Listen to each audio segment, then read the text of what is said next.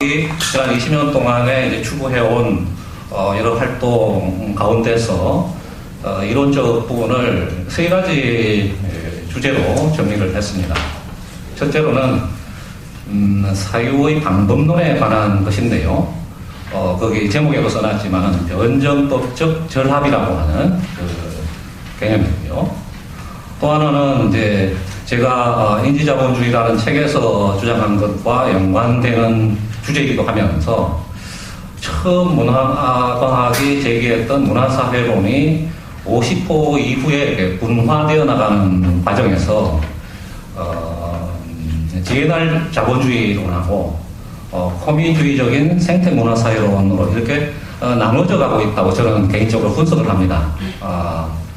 그래서 그 GNR 자본주의하고 제가 생각하고 있는 인지자본주의하고의 관계, 어쩌면 맨 처음 제기했던 그 문화사회론이라고 하는 것이 무엇인가 하는 문제와 엮여 있는 것이라고 생각하는데, 이 문제를 두 번째로 살펴보고요.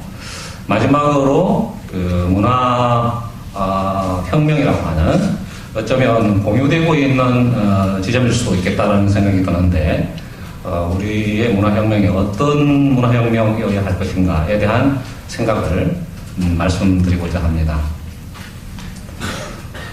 막서는 그 해겔의 변정법을 물구나무 세우는 작업을 하겠다라고 하는 선언을 했지만 실제로 그거를 달성해내지는 못했죠.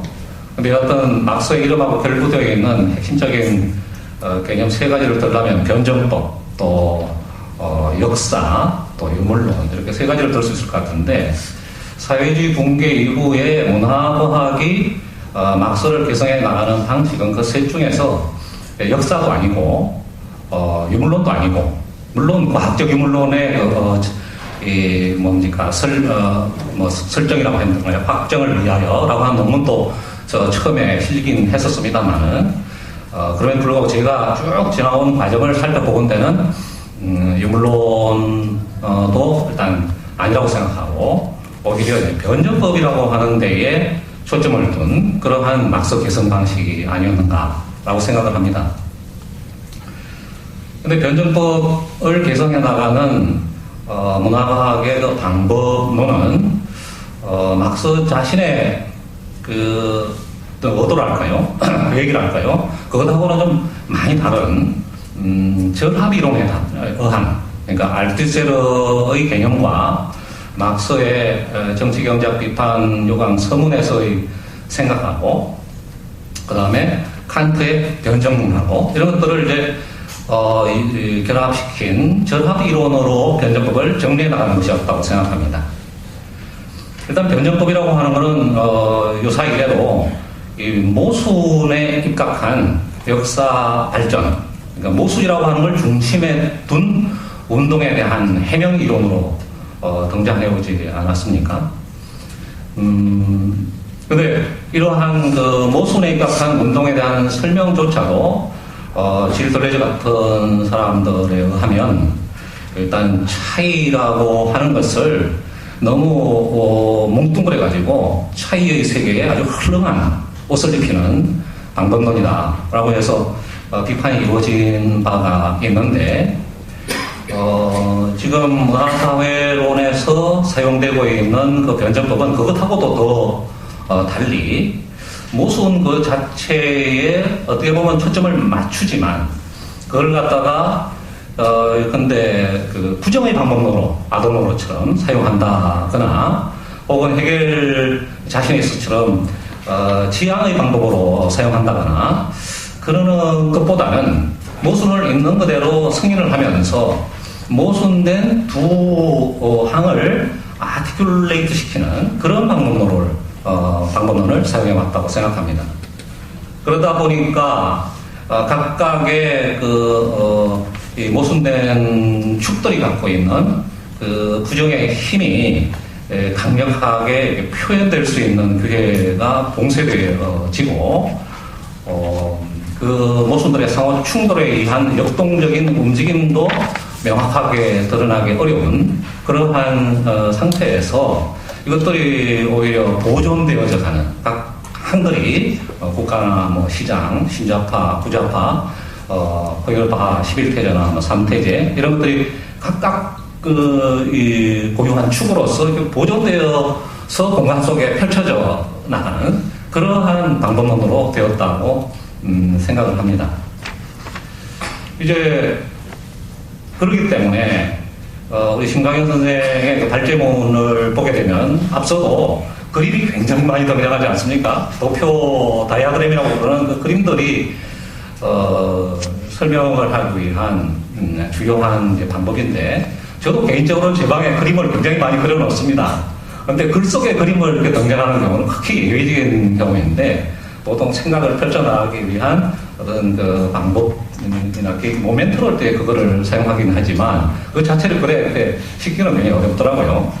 그런데 여하튼 이 공간 속에서 좌표 속에서 펼쳐져 나가는 그러한 사유 방식을 택함으로써 모든 차이들, 싱귤레리티, 특이성들이 그 좌표 속의 어떤 한 지점에 이렇게 공간적으로 위치를 잡게 되고 그것들이 이제 예컨대 선순환을 한다거나 아니면 악순환을 한다거나 피드백이 된다거나 아니면 절단이 된다거나 이런 식의 이제 과정을 통해서 순환 과정 속에 이것들이 어떤 식으로 되돌아오는가에 이제 관심을 두는 그런 방법론이었다고 생각하는데요. 이렇게 하려면은 각각의 특이한 힘들은 공간 속의 특정한 항으로 응고되지 않을 수가 없고 이 응고된 항들이 사유하는 사람의 그 사유 속에서 정해진 어떤 그 메커니즘, 어떤 틀에 이렇게 강제적으로 편입되어 갈 수밖에 없는 그런 것이 아닌가. 바로 그게 이제 초기에는 이제 언젠가는 유토피아로 표현됐다가 나중에 유토피스틱스로 표현되는 그러한 유토피아 이론과의 접목을 너무 용이하게 하지 않았나 하는 생각을 저는 했습니다. 두 번째로 이렇게 말씀드릴 것은 GNR 자본주의에 관한 건데요. 저도 인지자본주의론을 쓰면서 우리 사회의 기술 발전, 특히 과학기술의 생산의 응용이라고 하는 문제, 막스가 브룬트리스에서 제기했던 그 문제가 어떤 의미를 갖는지를 대단히 큰 관심을 갖고 서술을 했습니다. 그래서 기술의 변형, 발전이라고 하는 문제가 우리의 삶이나 혹은 사회의 재구성, 계급의 재구성에서 미치는 그 영향력, 이거는 간과할 수 없는 중요성을 갖고 있다라고 보는 점에서 저하고 생각이 일치한다고 봅니다. 근데 GNR 자본주의론으로 나아가는 그 문화과학의 그 생각의 진전 과정을 다시 한번 회고해보면 맨 처음 문화사회라고 하는 개념을 썼을 때에 그 문화라고 하는 것이 그 문화적 역능이 신장되고 문화적 교통과 향유가 보장되는 사회라고 해서 이 현실의 어떤 그 문화적 사회의 한 사회의 문화적인 재편 혹은 문화 중심적인 혹은 문화 헤게모니적인 운동 이걸 서술하는 말이라기보다는 앞으로의 사회가 띠게 될 미래적인 경향에 대한 음표로서 사용이 되죠. 그래서 노동사회에서 문화사회로라고 함으로써 노동사회라고 한다면 주로 이제 산업 프롤레타리아트를 그 염두에 둔 산업자본주의로부터 이제 뭔가 다른 문화적 사회로의 이행을 의미한 것인데요. 지금 이 노동사회라고 하는 말 속에서 표현되는 것은 크게 봐서는 우리가 이제 산업자본주의라는 말하고 쉽게 이렇게 겹쳐질 수 있는 그런 표현인데 이제 그것으로부터 문화사회로의 이렇게 이행이 직접적으로 나타났다기보다는 그러니까 문화과학이 생각한 문화사회로의 그 문화적 역능이 신장되고 문화적 교통과 향유가 보장되는 어떤 미래적인 이상사회로의 이행이 나타났다기보다는 제 생각으로는 지금 인지자본주의라고 부를 수 있는 바로 인지노동이 생산력의 주요한 구성 부분이 되고 있는 그런 사회로의 이행이 나타났기 때문에 제가 보건대는 이 문화사회 속에 담겨있는 문화적 역량이 신장되고 문화적 교통과 향유가 보장되는 사회라고 하는 데에 중요한 부분, 크다란 부분은 인지자본주의 속에서 이미 구현되고 나타나고 있는 하나의 현실적 변화라고 생각합니다. 그 속에 들어있는 어떤 가치론적인 의미 부여를 일단 괄호쳐놓고 보면 그렇다라는 의미이죠. 그래서 문화사회가 일면에서는 미래적 과제라기보다는 자본주의 발전의 현재적이고 실제적인 경향이라고 봐야 되지 않느냐라고 보는데요.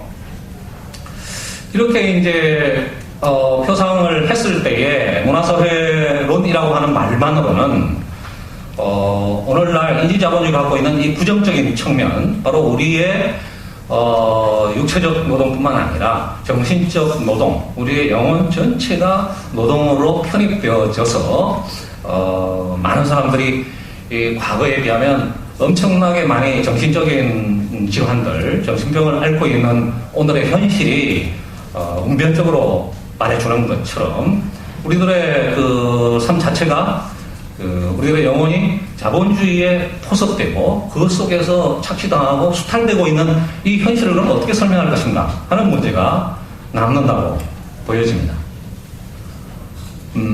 그러니까 문화사회론이 설명하고 있는 그 요소 중에 중요한 부분은 자본주의에 이미 들어가서 포섭되었다라고 하는 점을 우리가 감안한다면 그 속에 있는 가치론적인 어떤 이상이랄까 유토피스틱스라고 이후에 불리고 있는 그 지점은 뭔가 다른 용어로 불리지 않으면 안 될 과제로 혹은 문제로 제기되지 않는다라고 생각이 듭니다. 이게 이제 나중에 문화사회 앞에 호면주의라거나 혹은 생태주의라거나 하는 이 수식적 관사, 어쩌면 아이덴티티적인 것을 부여함으로써 문화학이 풀어야 했던 이론적인 문제가 아니었을까 생각이 듭니다. 그런데 이제 우리가 초기의 문화사회의 중요한 부분이 인지자본주의와 겹친다고 했을 때에 결국은 자본주의적인 적대, 어떤 폭넓은 의미에서 말해서 프롤레타리아트가 겪는 고통이라거나 억압들, 이런 문제들이 사실상 이 문화사회적 자본주의 속에서 나타나고 있는 것이고, 이거는 1930년대에 프랑크푸르트 학파라거나 1960년대에 상황주의자들이라거나 이런 사람들이 상당히 심도 있게 분석했다고 보여지고요. 이럴 때에 그 문화라고 하는 것에 대한 프랑크푸르트 학파라거나 상황주의자들의 시각은 상당히 이제 산업에 포섭된 것으로, 네거티브한 것으로 이렇게 설정되어 있음에 반해서 문화사회론에서의 문화라고 하는 건 지속적으로 뭔가 이렇게 어떤 가능성을 실현해내고 이상적인 것을 구현해낼 수 있는 낙관적인 이미지하고 연동이 되면서 지난 20년이 흘러왔다는 것에 우리가 좀 주목할 필요가 있지 않나 하는 생각이 듭니다. 이런 점을 염두에 두면서 우리가 GNL 자본주의로 한번 다시 돌아가 보면은, GNL 자본주의는 이제 이 유전자라거나 나노시라거나 로봇과 같은 그런 기술 발전의 성과들의 포인트를 맞추고 있는데요. 지금 이것을 우리가 인지자본주의하고 비교해 보면, GNL 자본주의론에 누락되고 있는 한 지점이 있다고 생각합니다. 그거는 기술 변화라고 하는 요소 말고, 이게 7번에서 제가 서술한 바인데, 노동 요소에서 일어나고 있는 변화를 적극적으로 이렇게 설명하려고 하는, 또 그걸 의미화시키려고 하는 작업을 하지 않는다 하는 지점인데요. 그러니까 프레카리아트로의 그 노동의 위계화 이전에 GNL 자본주의에서는 이제 방점이 찍어지면서 이 프레카리아트하고 코그니타리아트하고의 관계, 인지노동자와의 관계, 이 부분이 계급 구성의 변화에 대한 설명에서 이제 빠지게 된다는 생각이 들고요. 그랬을 때에 지금 GNR 자본주의가 갖고 있는 그 이미지는 문화 꾸민주의적이고 생태주의적인 문화사회론에 대한 설명에서는 대단히 희망적인 비전을 제시하지만 GNR 자본주의는 거의 디스토피아로서 제기되는데요. 이럴 때 이 양자 간의 괴리, 그러니까 현실의 디스토피아적인 성격과 문화가 규정하고자 하는 이 꾸민주의고 생태주의적인 문화사회론의 그 낙관성하고의 괴리가 엄청나게 커져버림으로써 이 괴리를 메꾸기 위해서 문화과학의 활동가들을 비롯한 문화연대 활동가들이 뭔가 앞장서서 전의로 나설 수밖에 없는 그런 형편에 처해 있다고 저는 이해를 하고 있습니다. 그게 바로 이제 문화교육 프로그램이라고 생각을 하는데요. 어쨌든 뭔가 위로부터 조직되어지는 이 강력한 문화교육 프로그램을 통해서 이 디스토피아에 예속되어 있는 이 대중들을 문화적으로 교육을 시켜가지고 이들의 각성을 이끌어내고 이들이 꾸민주의와 생태주의를 담지하는 그런 문화사회 주역으로 이렇게 세워야만 하는 커다란 부담을 지게 되지 않나 그렇게 이론 전개가 된다고 저는 보는데 제가 생각하기로는 이미 인지자본주의 하에서의 노동의 변화를 염두에 둔다면 즉 프레카리아트가 곧 코거니타리아트다라고 생각을 한다면 코거니타리아트라고 하는 건 바로 문화성을 이미 상당한 정도로까지 신체화하고 정신화한 추체이기 때문에 외부로부터 도입되는 강력한 문화교육 프로그램 같은 것은 사실상 요구하지 않고 오히려 프레카리아트로 나타나는 코거니타리아트로 하여금 그들의 문화적 잠재력을 훨씬 더 적극적으로 이렇게 펼칠 수 있는 조건과 환경을 스스로가 창출해 나가도록 하고 문화 활동가 혹은 문화 운동가들이 그것과 연대해 나가는 것이 오히려 중요한 방법이 아닌가 그렇게 생각을 합니다. 마지막으로 세 번째로 문화혁명에 대한 생각을 말씀드린 거로 끝내도록 하겠습니다. 이 당면한 혁명이 정치혁명이라거나 사회혁명적 성격을 갖기보다는 문화혁명적 성격을 가지려고 생각하는 점에서 저하고 문화과학은 생각이 유사하다고 봅니다.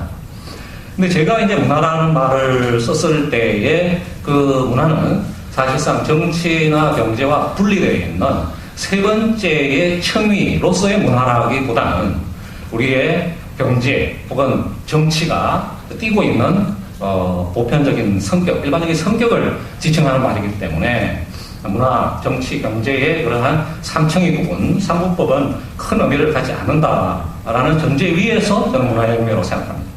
그래서 아마도 이제 우리 문화혁명이라는 걸 다르게 바꾼다면 정치적인 혁명 이렇게 부르는 것이 더 좋지 않을까라고 생각을 하는데요. 바로 그런 전제 위에서 문화혁명의 어떤 최대 강령이 있다면 바로 인류 아까 신강현 선생도 이 발제 속에서 진화의 문제를 제기했지만 우리 인류 자신의 새로운 갱신 새로운 인류로의 그 진화를 달성하는 것이라고 생각을 하고요.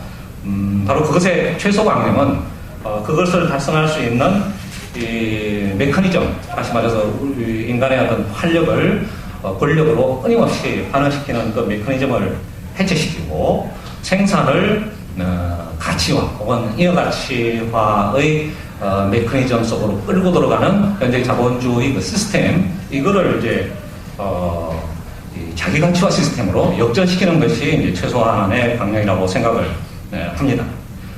이럴 때에 이제 국가, 시장, 공연 이런 관계들을 어떻게 이해할 것인가 하는 문제가 있겠는데요.